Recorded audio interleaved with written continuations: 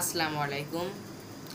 আমি আহসান তাহমিন আবৃত্তি করছি কবি সুভাষ মুখোপাধ্যায়ের মেদিনের কবিতা। প্রিয়, ফুল খেলবার দিন নয় অদ্য, ধ্বংসের মুখোমুখি আমরা। চোখে আর স্বপ্নের নেই নীলমদ্য, কাঠফাটা রোদ সেঁকে চামড়া।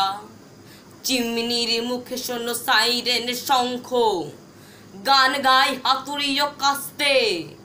তিল তিল মরণেও জীবন অসংখ্য, জীবনকে চাই ভালোবাসতে। প্রণয়ের যৌতুক দাও প্রতিবন্ধে, মরণের পন্নখ দন্তে। বন্ধন ঘুচে যাবে জাগবার ছন্দে, উজ্জ্বল দিন দিক অন্তে। শতাব্দী লাঞ্ছিত আর্তের কান্না, প্রতি নিঃশ্বাসে আনে লজ্জা। মৃত্যুর ভয়ে ভীরু বসে থাকা আর না, পর পর যুদ্ধের সজ্জা।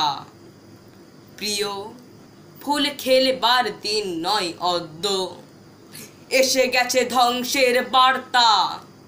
দুর্যোগে পথ হয় হোক দুর্বোধ্য, চিনে নেবে যৌবন আত্মা। ধন্যবাদ।